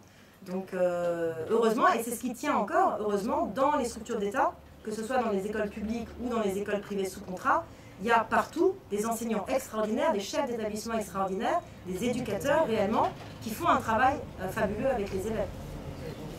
Mais est-ce que l'école catholique dite libre n'a pas vendu son âme tout simplement pour des questions d'argent? Parce que finalement, comme ils suivent les programmes, peu ou prou, ils sont dans le même moule, l'État est gagnant, puisque tout le monde suit la même voie. Donc les écoles catholiques, qu'est-ce qu'elles représentent au niveau de tout ça? Elles se réveillent. Est-ce qu'elles ont une singularité par rapport aux autres? Oui, je pense qu'il y a quand même certaines écoles catholiques qui ont une singularité encore. Il y a beaucoup d'écoles catholiques qui sont juste devenues des écoles dans lesquelles on peut exclure les élèves trop dissipés, qui ont abdiqué et leur liberté pédagogique et leur liberté d'esprit et la dimension religieuse aussi. Il y a quand même beaucoup d'écoles, même sous contrat, qui résistent et certaines qui se réveillent. Moi, je trouve qu'il y a vraiment quelque chose qui se passe dans les écoles catholiques, et ça on peut dire merci à certains cardinaux, à certains évêques, je pense à Monseigneur Ray, je pense à Monseigneur Catnos, je pense au cardinal Sarah, qui quand même, et à Monseigneur Aumonier, qui quand même ont pris des positions pour secouer un peu le cocotier et qui ont mis les gens devant leurs responsabilités en disant voilà, vous avez l'étiquette, et concrètement, est-ce que le projet, ce que vous réalisez, correspond à ce qu'on attend de vous? Est-ce que les gens attendent de vous? Est-ce que l'Église attend de vous? Donc le problème, c'est que ce que l'Église attend des écoles, c'est pas très clair. On va dire ça aujourd'hui. Donc voilà, sorti de certains lieux, certains prélats, c'est assez flou. Moi, je me souviens on avait eu une grande réunion, j'enseigne en Picardie, et le secrétaire général de l'enseignement catholique avait fait une grande conférence pour les enseignants. Donc on avait tous été conviés, et je lui avais posé la question, c'était son intronisation, il venait juste d'être élu. Et je lui avais posé la question des manuels scolaires. Je lui avais dit, voilà, il nous avait fait tout un beau discours, vraiment catholique, machin, il faut qu'on affirme notre identité. Enfin, c'était la croisade. Donc je me suis dit, ok, allons-y. Donc je pose la question. On était, je crois, il y avait 3000, 4000 enseignants. C'était tous ceux du sud de l'académie. Et je lui dis, voilà, est-ce qu'on peut espérer à ce moment-là qu'il y ait des éditions catholiques qui relancent des manuels scolaires? Il y en avait avant. Et l'Église a laissé tomber financièrement les éditeurs catholiques qui se sont effondrés, qui n'ont plus proposé de manuel, et donc on travaille avec les manuels du public, qui véhiculent des positions, les manuels de SVT, les manuels de français, véhiculent des positions qui sont opposées aux positions chrétiennes. Et donc, est-ce qu'on peut espérer qu'à ce moment-là, dans l'enseignement catholique, on puisse avoir l'émergence? Parce que je sais que les manuels, ils travaillent, par exemple. Les charismatiques sont très avancés là-dessus. Et ils ont un groupe de travail spécialisé sur les manuels scolaires et ils sont en train d'élaborer des manuels. Sauf qu'on ne les voit jamais venir. Vous voyez, il n'y a pas d'audience. Et il m'a dit non, c'est une question qui n'est absolument pas d'actualité et c'est inenvisageable. Donc, j'ai reçu une fin de non-recevoir. Voilà, c'était très clair. Donc ça veut dire manuel du public, programme du public. Je lui avais dit même pour les questions sensibles. Je ne dis pas qu'il faille un manuel de maths catholique. Quoique ça pourrait être sympa, voilà, rencontrer les hosties dans le ciboire, ou ce genre de choses, ça pourrait être amusant. Mais c'est qu'il n'y a pas mort d'homme dans le contenu des manuels de maths en général, c'est pas éminemment subversif. Mais en histoire, en philo, en français, en langue, en SVT, ça tombe sous le sens. Enfin, c'est vraiment une question de bon sens d'imaginer qu'il n'y a pas de compatibilité entre les manuels édités par Bordas, Belin, etc. et les écoles catholiques. Et l'école catholique, aujourd'hui, ne peut pas en entendre parler. Donc effectivement, il y a des enjeux financiers, politiques qui échappent à l'intérêt propre des élèves.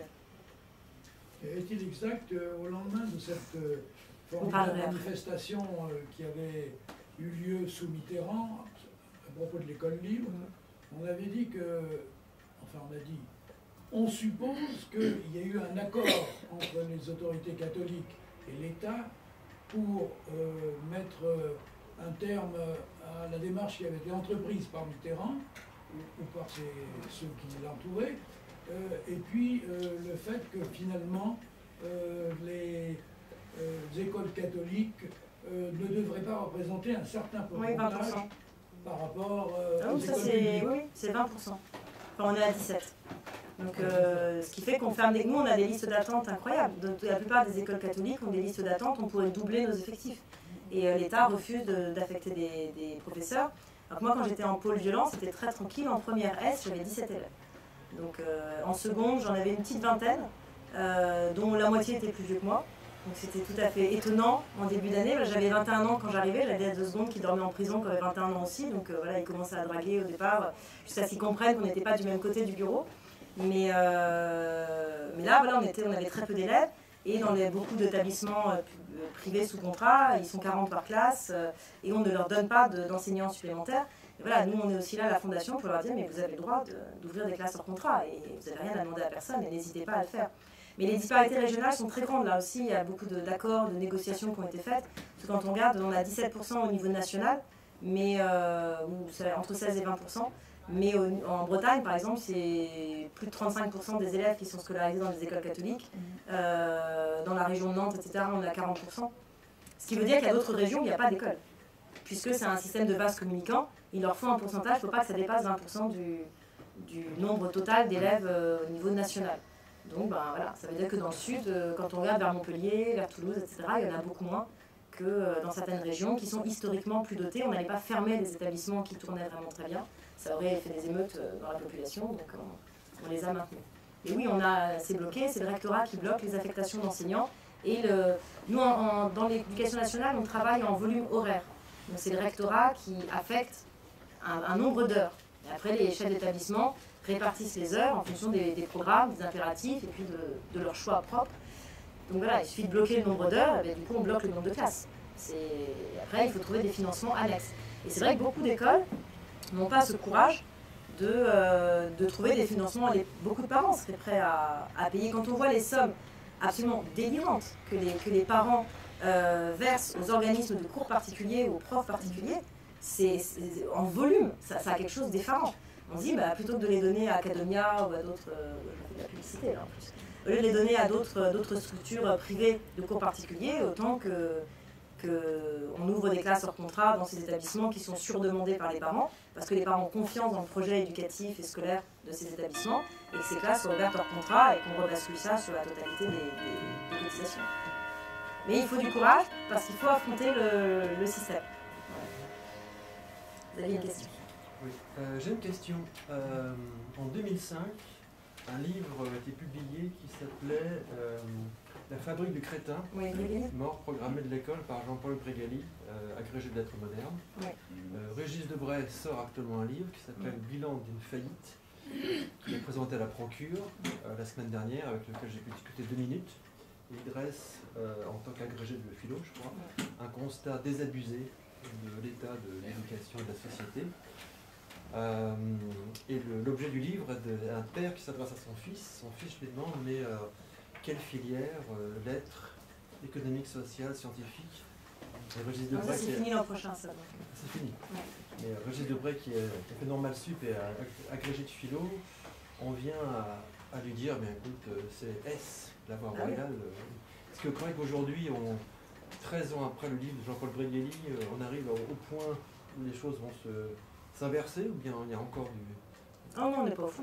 On n'est pas au fond. Ah non, non, pour remonter, il faut toucher le fond de la piscine, je pense qu'on a de la marge encore.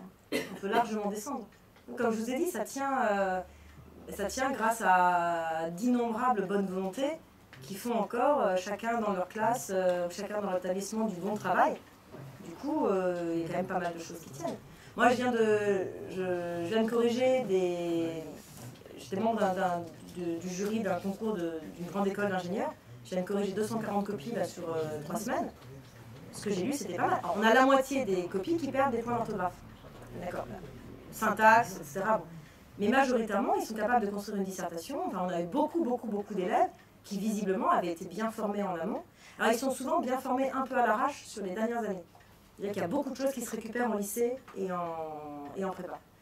Le problème, c'est le collège. Depuis le collège unique de 75, ça s'est vraiment effondré. Le problème, c'est l'enseignement des années de collège. D'ailleurs, les collègues le disent. Quand vous allez en salle des professeurs, beaucoup de collègues vous disent qu'ils les récupèrent. Alors, il y a l'adolescence. Moi, j'ai des garçons, j'en ai un qui a 12 ans, un qui a 16 ans. Je découvre, surtout chez les garçons, cette espèce de no man's land que sont ces quelques années, là, entre 12 et 15, où il se passe quelque chose d'assez étonnant et un peu effrayant de vue de l'extérieur.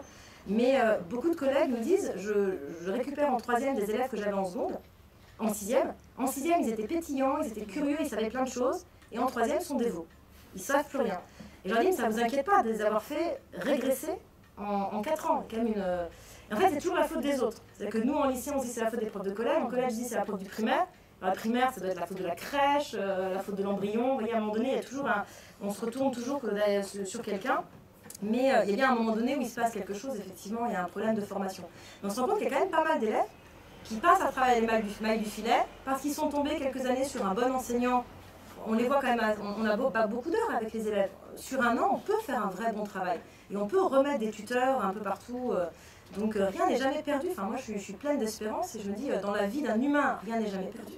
Vous ne seriez pas là ce soir pour écouter des conférences. Vous voyez, si vous pensiez que tout s'était joué dans l'éducation que vous aviez reçue avant 14 ans.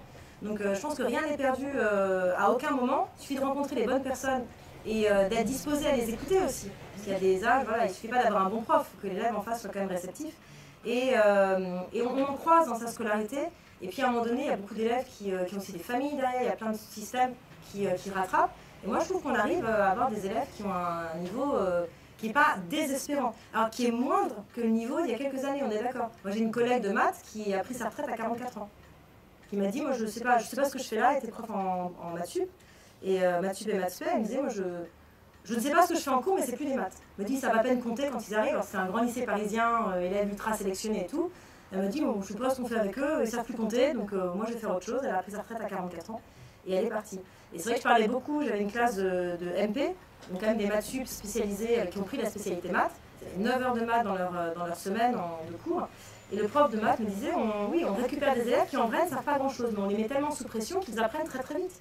Et en fait, les enfants ont la même capacité d'apprentissage que ceux des générations antérieures. Donc si à un moment donné on lance la machine, ça fonctionne. Et donc, mais il me disait, effectivement, on les amène à la fin, quand ils sortent de spé, ils sont incapables de passer le concours de Polytechnique féminine des années 40. Ce qui n'est pas très enthousiasmant quant à l'avenir de nos ponts, de nos routes, Enfin, on comprend mieux pourquoi l'Opéra Bastille s'effondre, etc.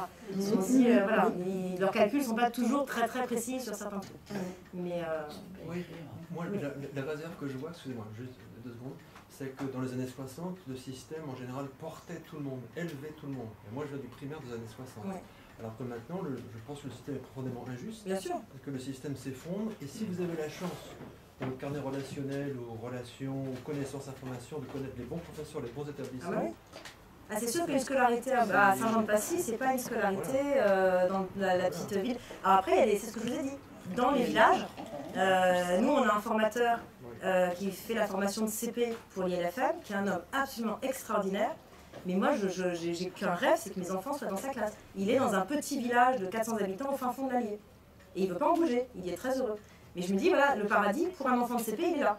Voilà, oui, et ça peut se trouver, il suffit de tomber sur le maître. Voilà, le maître qui... faut de la chance, il faut du hasard, il faut des bons renseignements, etc. Et c'est vrai que c'est moins... Après, je pense qu'il ne faut pas non plus fantasmer le niveau des générations antérieures. Vous voyez, il y a une vieille phrase, alors on ne sait jamais trop à qui l'attribuer, à Louis Bonnat, à plein d'autres, il dit « tout a toujours été très mal ». Je pense que voilà, dans l'éducation, c'est pas faux quand même. On ne peut pas imaginer qu'il y ait des moments donnés où ça a été bien pour tout le monde et où le système marchait de façon vraiment idéale pour tous. Je pense qu'il y a toujours eu quand même pas mal de soucis. Il y a des moments où ça marchait mieux que maintenant. Mais c'est vrai qu'aujourd'hui, il y a quand même des pôles où ça fonctionne très bien. Je pense vraiment qu'on peut encore s'effondrer largement davantage. Ils sont très nombreux. Hein. Et si. Non, mais il faut être plein d'espoir. Sinon, je ne serais pas enseignante si je n'étais pas pleine d'espérance. Vous voyez, quand j'ai des classes de 30 devant et que je les écoute et que je vois ce qu'ils m'écrivent en début d'année, je me dis, mon Dieu. Et puis on en fait un truc. Voilà, en fin d'année. Ils ne connaissent pas la grand-mère. Mais ça, c'est pas de leur faute. Et je n'accuse pas eux, j'accuse les enseignants. Oui. Mais la société aussi, dans le sens... pourquoi ferait-il... Vous ouvrez le Figaro, vous regardez le Figaro en ligne, il n'y a pas un article où il n'y a pas des fautes. Les jeunes se disent, ma prof, cette vieille réac, elle demande 2 points, 3 points, parce que je fais des fautes, alors que lui, il est journaliste au Figaro, il fait une faute, on lui dit rien, il y a des dizaines de milliers de gens qui le lisent. Oui. Donc, ils voient bien à leurs parents que leurs parents... nos enfants sont pas il y a une relation avec les parents. Donc les enfants, le nombre de parents qui viennent aux réunions qui nous disent on n'arrive pas à suivre les devoirs des enfants. Parce que les enfants d'aujourd'hui sont quand même formés par les gens de ma génération, qui ont été formés à la méthode globale, qui ont été formés au collège unique, etc. Ils sont très mal formés aussi souvent. Donc les gamins posent des questions aux parents en histoire, en sciences, en anglais.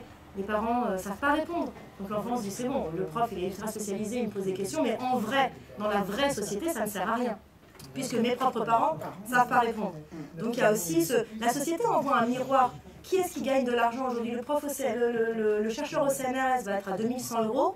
Zidane, on lui propose combien? 53 millions à l'année pour aller faire du football. Voilà, c'est ça qu'ils suivent les enfants entre Kim Kardashian et les joueurs de football. Ils se disent attendez, voilà, votre modèle intellectuel qui va faire qu'on ne pourra même pas se payer un studio de 9 mètres carrés à Paris, c'est très bien, c'est bien de savoir des choses. Ça rend peut-être heureux.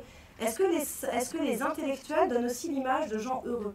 Quand les enfants regardent la télévision, qui regardent Zemmour, qui regardent Finkielkraut, qui regardent leurs enseignants. Regardez la tête des profs de lettres, des profs de philo, etc. Ils sont tous plus déprimés les uns que les autres.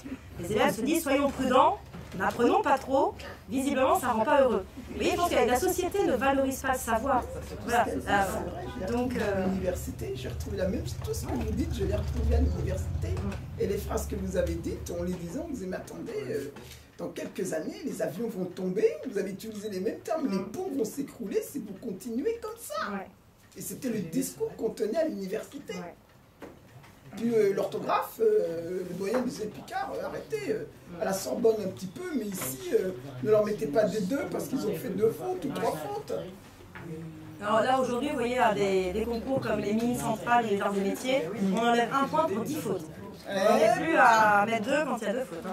Voilà, c'est 1 point. Nous, on a des copies à 70, 80 fautes sur une copie de 8 ou 9 pages, hein, pour des élèves qui vont devenir ingénieurs.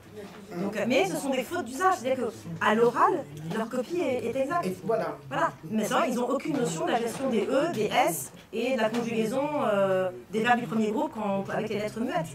Donc, Madame, je ne vais pas vous poser cette question. Vous avez ici 2 collègues, une prof de maths et une prof de lettres. Et je voudrais bien savoir, voilà, leur réaction.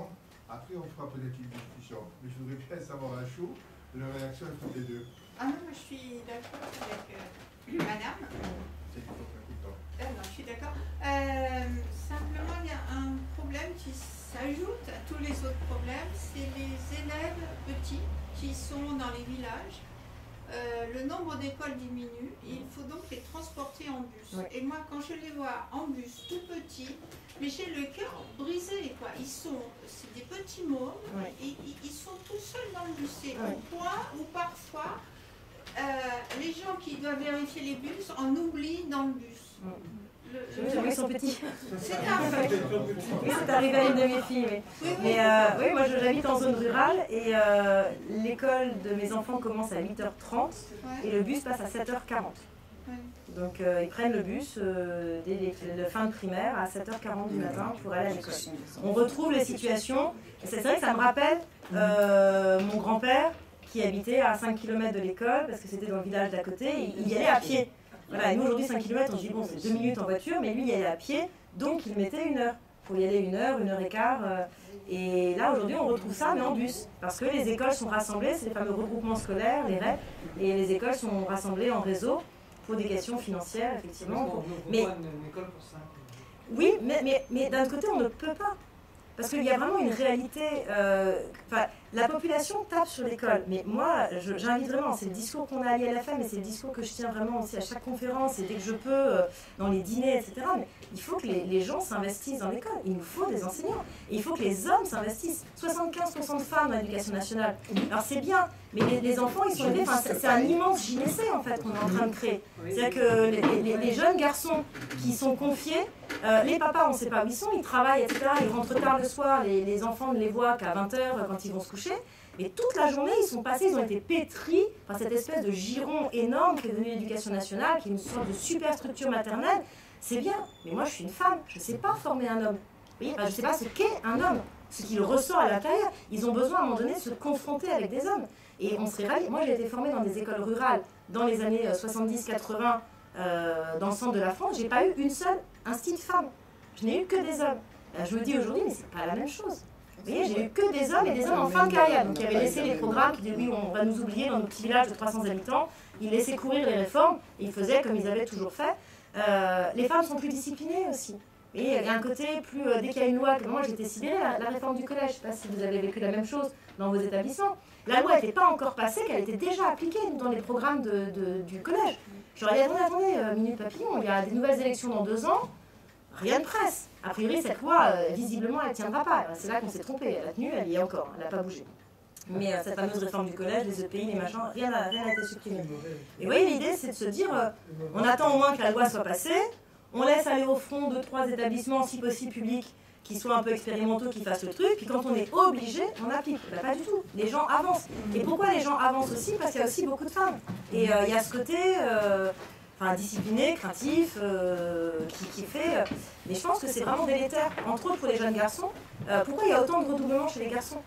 Nous, quand on était en pôle violence, il y avait quasiment que des femmes dans la zone éducative, on avait 25% de redoublements chez les garçons, en seconde. C'est énorme.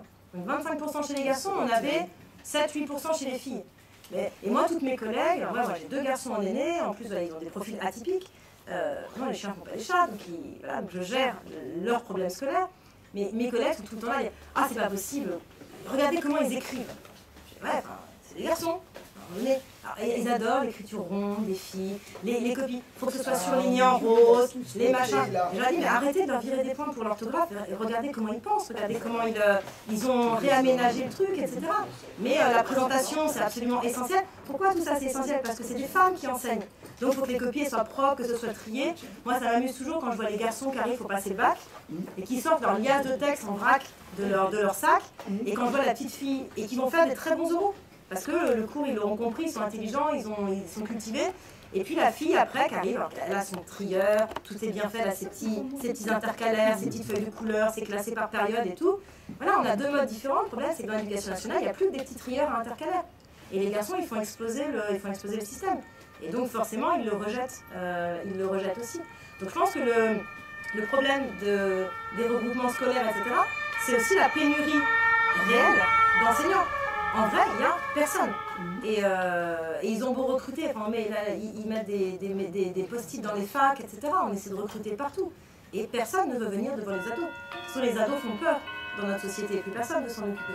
Donc, et les parents les confient les gamins autant qu'ils peuvent. Ils confient, voilà, ils se déchargent. Est-ce qu'il y a la même difficulté de recrutement dans les écoles privées en contrat? Alors, on a moins de difficultés, mais oui, mais je pense qu'il y a un effet... Il y a moins de difficultés parce que dans les écoles hors contrat, il y a un vrai projet d'établissement.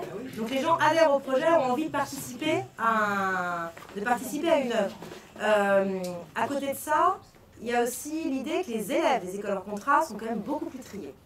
Qu'on a des élèves qui sont avec des familles qui ont pris le risque de les mettre dans du hors contrat, donc la famille va suivre. Qu'on ne va pas se retrouver avec les petits sauvageons qu'on a, non éduqués, qui regardent la télé toute la journée, etc. Donc il y a l'idée que c'est un public plus facile, et c'est pas faux. Dans certains cas, pas toujours évidemment, mais c'est parfois pas faux. Il y a quand même de vrais problèmes de recrutement aussi. Regardez à l'INFM, je ne sais pas exactement combien on forme d'étudiants tous les ans, mais on en forme au maximum 25 ou 30. Il y a 100 écoles qui ont ouvert. 100 écoles, on n'ouvre pas une seule classe, on ouvre toujours plusieurs classes en même temps. On est au moins à 300 enseignants en besoin. On en sort 25. Alors après, il y a le recrutement, des mamans de bonne volonté, des militaires en retraite, etc. Ça ne suffit pas à couvrir les besoins. Allez regarder sur les sites, on voit même que les écoles hors contrat passent leur temps à chercher des enseignants. Il y a un turnover énorme. En plus, il y a beaucoup de femmes jeunes. Elles commencent souvent dans les écoles hors contrat, elles sortent des études. Ce ne sont pas des gens qui décident de quitter le public ou le sous-contrat, qui vont passer dans leur contrat. Ça arrive, mais c'est rarissime. Souvent, ce sont des jeunes étudiantes. Donc, qu'est-ce qui se passe? Comme ce sont des femmes, des jeunes étudiantes, 2 ans après, elles se marient. 3 ans après, elles ont le premier enfant. Et puis elles ne sont plus là. Donc, elles sont là théoriquement dans les bases administratives, mais en vrai, elles ne sont plus en poste. Donc, le problème du recrutement est moindre dans leur contrat, mais il est présent. Et c'est vraiment un problème crucial. Et c'est plus féminisé aussi dans leur contrat. La proportion est la Oui, même. c'est très féminisé. Non, mais la proportion est la même. Oui, c'est pareil. Voire plus, parce que c'est souvent du primaire. Quand même, il y a une surreprésentation des écoles primaires dans les écoles hors contrat. Donc dans le primaire, au niveau national, on a 92 à 94% de femmes. Elles ne s'entendent pas d'hommes pour moi. Ah ben non. Enfin, ça se comprend aussi. C'est que d'un côté, c'est pas valorisé ni financièrement ni socialement. Donc ça attire peu les hommes. De plus, les enfants sont de plus en plus infantilisés. Donc il y a un côté très maternel. Enfin, quand on nous dit aujourd'hui qu'il faut quand même que l'enfant soit propre quand il rentre en maternelle. Bah oui, mon Dieu, à 3 ans, un enfant il est propre, normalement, vous voyez. C'est quand même, c'est énorme. Comme à l'époque où on lavait les couches à la main, on n'attendait pas que l'enfant ait 3 ans pour le rendre propre. On s'organisait pour que ce soit fait avant. Donc il y a un côté très infantilisant, ce qui fait que ça attire pas beaucoup les hommes. Parce qu'il faut vraiment materner les enfants très longtemps, qu'ils restent de gros bébés jusque quand même très tard. Et puis il y a le problème de la pédophilie. Enfin, dès qu'un homme arrive dans les classes, tout le monde a les radars qui sont... tout le monde, qu'est-ce qu'il fait là? Quelles sont ses motivations? Et une femme, on ne se pose pas la question. Et oui, elle aime l'enseignement, elle aime les enfants, elle aime ceci, elle aime cela. Alors dès qu'un homme arrive dans une école primaire, il y a un effet de méfiance, c'est inconfortable. Et je pense que ça attire pas. Et le problème, ça se pose moins, plus on monte, vous voyez, on est à plus de 92% de femmes dans le primaire, il n'y a plus que 35% de femmes dans le supérieur. Et plus on monte, moins il y a de femmes. Je pense que plus on monte, plus c'est valorisant socialement, mieux c'est payé, et puis moins il y a de risques. Enfin, plus les élèves... moi, il y a de risques d'ambiguïté avec les élèves, d'ambiguïté qui pourraient amener une opprobre sociale. Dit-on, l'école actuellement devient ennuyeuse. Oui, à force d'être ludique. Je connais énormément d'adolescents qui ont ras-le-bol. Bien sûr, mais on rabâche tout le temps les mêmes choses. Comme les classes sont hétérogènes. Les professeurs n'ont aucune imagination.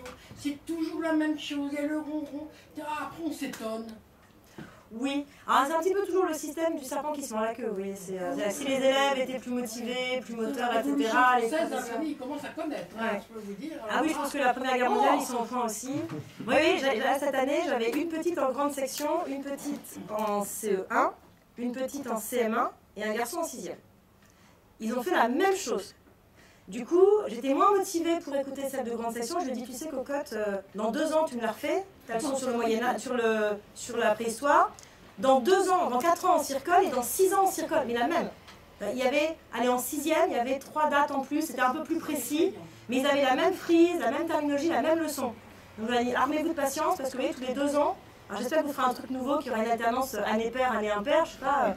Mais ça a quelque chose de désespérant. Et quand on a comme ça, quand on le voit, c'est après, je pense que les parents oublient, puis les parents ne surveillent pas forcément trop les devoirs. Il y a plein d'enfants plus ou moins autonomes.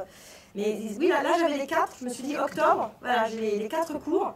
Et ça veut dire que de 6 ans à 12 ans, en histoire, ils font la même chose au même moment dans l'année, le même truc. Et je comprends que... mais les profs vont vous dire qu'en 6e, ils ne le savent toujours pas. Mais oui, mais peut-être qu'ils en ont assez de le faire aussi.